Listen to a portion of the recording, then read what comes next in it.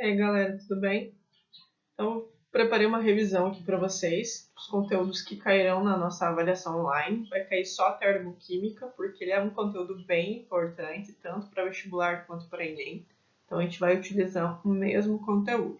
Então, eu separei em duas aulas, porque nós temos 3 aulas semana que vem. E aí, essa semana, né, que vocês estarão assistindo.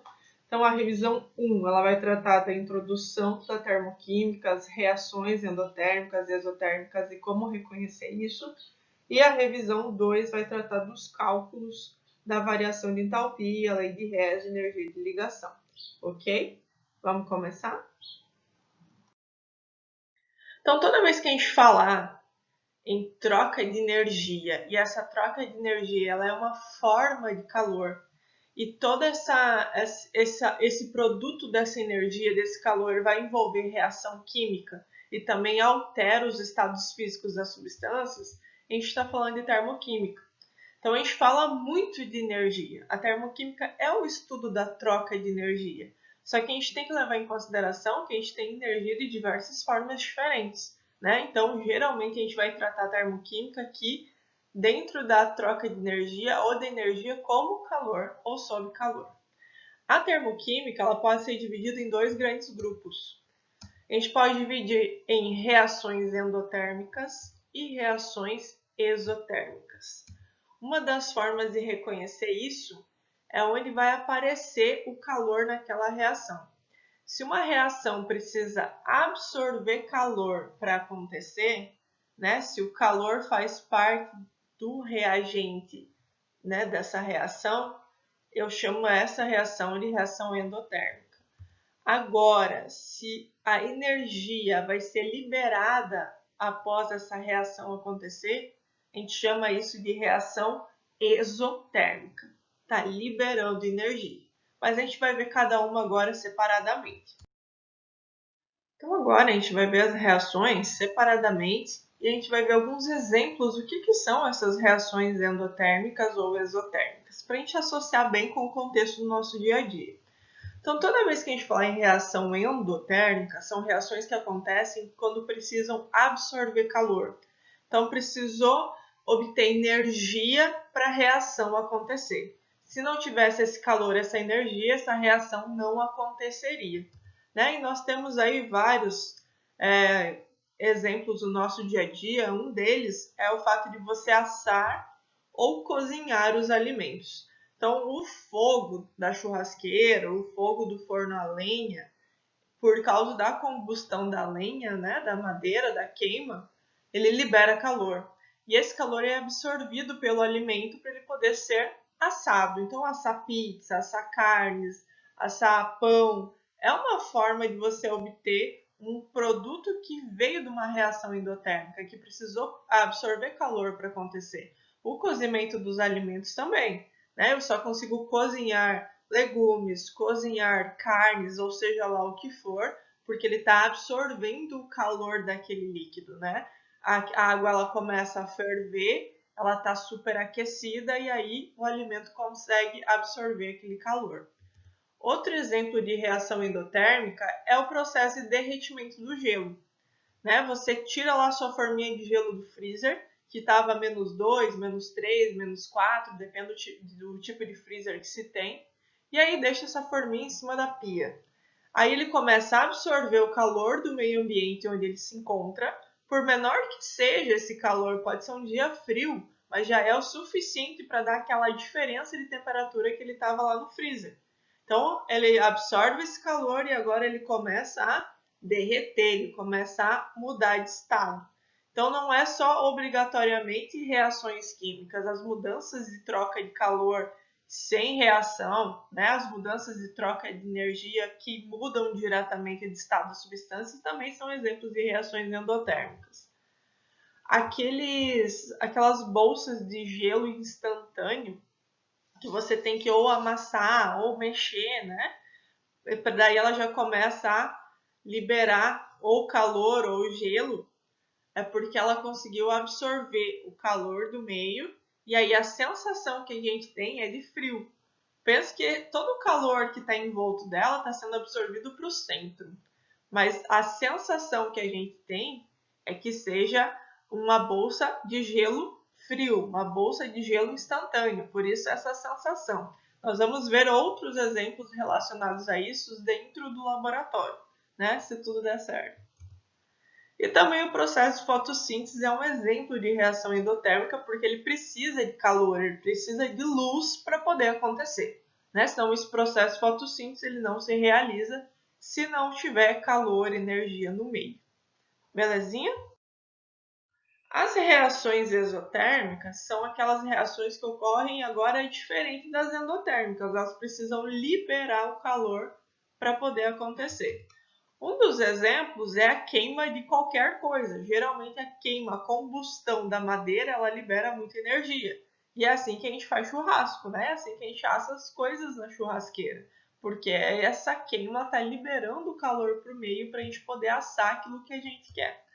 Outro exemplo é a queima da vela, né? Você coloca lá, você acende a vela e ela está acesa, mas também ao mesmo tempo ela está liberando calor. Isso é um exemplo de reação exotérmica. Outro exemplo é a condensação da água. Então, quando a gente está lá com um copo com água muito gelada, vai chegar um momento que aquela água ela vai, ou gelo, né? Com um copo com bastante gelo, ele vai mudando de estado, né? Ele vai começar como se o copo estivesse suando.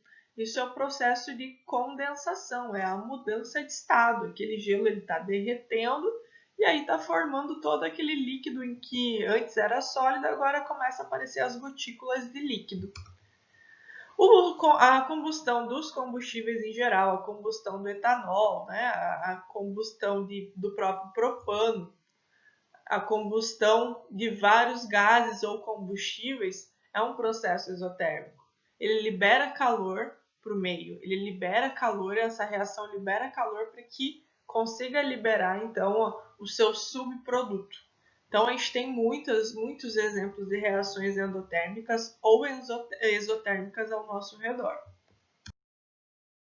Então, após vocês verem diversos exemplos dos tipos de reações endotérmicas e exotérmicas que podem acontecer no nosso dia a dia, vocês têm que levar em consideração quais dessas reações de mudança de estado também são influenciadas por absorção ou liberação de calor.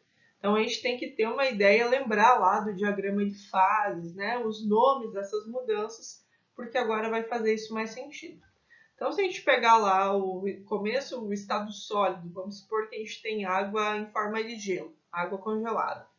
Para ela poder se transformar em líquido, mudar de estado de sólido para líquido, ela precisou absorver calor. E essa transformação recebe o nome de fusão. Você está fundindo aquele sólido em líquido. Você está fazendo essa transformação quando absorve calor do meio. Se absorver mais calor, você consegue evaporar, fazer uma vaporização, aí começa a transformação do líquido para o estado gasoso. Então, esses dois processos de mudança de estado precisam absorver calor, então são reações endotérmicas. Agora, o contrário também é válido. Se você tem algo no estado gasoso ou de vapor e quer transformar ele no estado líquido, então você vai ter que resfriar. Ele vai ter que perder aquele calor que ele tinha. Então, o processo de condensação da água é um processo exotérmico. Também vale para o processo de solidificação. Para eu ter água líquida virando sólida, virando gelo, eu preciso perder aquele calor, precisa liberar calor. Então, também vai ser uma reação exotérmica. Então, se a gente lembrar lá do diagrama, toda a parte superior do diagrama é uma reação endotérmica, precisa absorver calor para acontecer, e toda a parte inferior vai perder esse calor, vai liberar calor, sendo reações exotérmicas. Belezinha? Quando a gente fala de termoquímica, a gente fala muito de energia. E essa palavra agora a gente vai ver muito na forma de entalpia.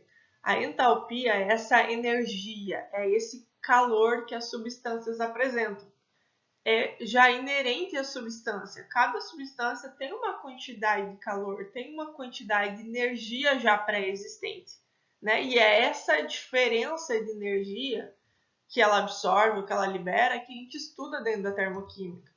Como a gente não consegue verificar a entalpia de uma reação inteira, de acordo com os seus reagentes e produtos, a única coisa que a gente consegue fazer para calcular essa energia relacionada a essa reação é verificar a variação de energia que acontece nela, a variação de entalpia. Então, a variação de entalpia é esse ΔH aqui. É ele que indica quanta energia eu tinha nos produtos e quanta energia eu tinha nos reagentes. Essa diminuição da quantidade de energia dos produtos pelos reagentes é a variação de entalpia. É ela que vai me indicar quanta energia existia nessa reação. Então, esse é um dos primeiros cálculos que a gente vai fazer quando se tratar agora do conteúdo de termoquímica. Sempre a gente vai pegar a entalpia dos produtos, é um valor que depois a gente vai conversar sobre isso, menos a entalpia dos reagentes. Belezinha? Para as reações endotérmicas, a gente tem um valor de entalpia dos reagentes menor que o valor dos produtos. Quer dizer que os reagentes têm menos energia que os produtos, por isso que ele precisa absorver calor ou energia para poder acontecer essa reação, porque ele tem menos do que ele deveria. Aí ele vai precisar absorver aquela energia que está faltando. Para as reações exotérmicas é o contrário. Então os reagentes eles têm muita energia e para que essa reação aconteça eles vão ter que liberar um pouco dessa energia. É como se estivesse tentando deixar equilibrada essa reação, né? Ter a mesma quantidade de energia dos dois lados. Então quem tem pouca energia como reagente precisa absorver para compensar a quantidade de energia dos produtos. Quem tem muita energia como reagente vai precisar liberar para compensar a energia dos produtos. Então, a gente pode ver dessa forma. Então, quem precisou absorver é porque tinha pouca energia como reagente. Quem precisou liberar é porque tinha muita energia como reagente. E a gente vai ver como representar o ΔH, né, a variação de entalpia das reações. E a gente vai começar falando das reações endotérmicas. Então, ela pode ser representada numa reação química, depois a gente vai ver as equações termoquímicas.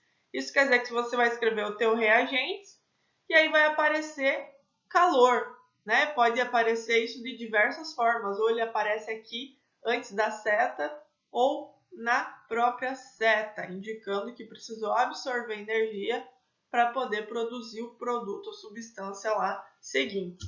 Outra forma de a gente reconhecer é quando ele falar que ele tem menos energia nos reagentes e mais energia nos produtos. E a outra forma, e a que mais aparece para nós, é por meio de um gráfico, né? As reações endotérmicas, elas têm essa característica. Então, eu tenho aqui menos energia dos reagentes, aí ela absorveu energia e aí pode formar os produtos. Então, sempre que a gente falar de reação endotérmica, o gráfico vai ter esse estilo aqui. Ele começa com baixa energia, absorve para acontecer a reação e aí forma o produto. Não tem segredo, né? E aí o ΔH dessa reação, a variação de entalpia das reações endotérmicas sempre é acima de zero, sempre é maior que zero. Por isso que todas as reações endotérmicas, elas são positivas. Então, os valores relacionados às reações endotérmicas serão sempre positivos, porque elas estão absorvendo calor. Aqui eu tenho um exemplo de reação endotérmica, né? Então, a gente tem aqui como se fosse a decomposição da amônia, o NH3, decomposto em nitrogênio e hidrogênio. E esse valor que ele dá da variação de entalpia é um valor positivo. Então, esse é um indicativo que essa reação é endotérmica, que esse valorzinho que aparece ali da variação de entalpia é um valor positivo. Para as reações exotérmicas, aí já é o contrário, né? Então, você verificando isso por meio da reação, você tem um reagente que, para poder formar esse produto, liberou calor. Então, o calor ele vai aparecer lá do outro lado da reação, como se fosse liberado. E aí a gente também tem a verificar a variação de entalpia sempre dos reagentes vai ser maior que dos produtos, por isso que há essa liberação de calor. E aí, a gente verificando pelo gráfico, a gente tem aqui um valor, né, dos reagentes de entalpia maior que dos produtos. Então, os reagentes liberam calor, setinha para baixo, e aí formam os produtos. Então, o modelo do gráfico da reação exotérmica sempre vai ter esse estilo aqui. Ele começa com uma quantidade de energia, aí ele vai liberando para formar o produto. E o ΔH vai ser sempre negativo, é sempre abaixo de zero. Então, uma das formas de a gente reconhecer a reação isotérmica pela equação é porque o valor da variação de entalpia sempre vai aparecer com um sinal negativo, né? Porque ela liberou o que ela tinha, ela perdeu energia, por isso que fica negativo. E a revisão 2 de termoquímica é a próxima aula de vocês. Ela vai cair, acho que se não me engano, bem no dia da prova online, então já é uma finalização aí da nossa revisão. E a gente vai ver os cálculos relacionados à termoquímica. Então, em relação ao que cai na prova, toda a introdução, os tipos de reações, né, termoquímicas, variação de entalpia e lei de Hess. E aí vocês têm exercícios da apostila para ir treinando, tem uma lista que eu mandei, vocês podem refazer, né? E é bom sempre ir revisando esse conteúdo. Qualquer dúvida que vocês tiverem em algum exercício durante a semana, me pergunta, ou algum tópico, alguma coisa do conteúdo que não ficou muito claro, que você ainda não entendeu, também me chama lá no privado para a gente tentar resolver isso aí. Beleza, pessoal? Até a próxima aula!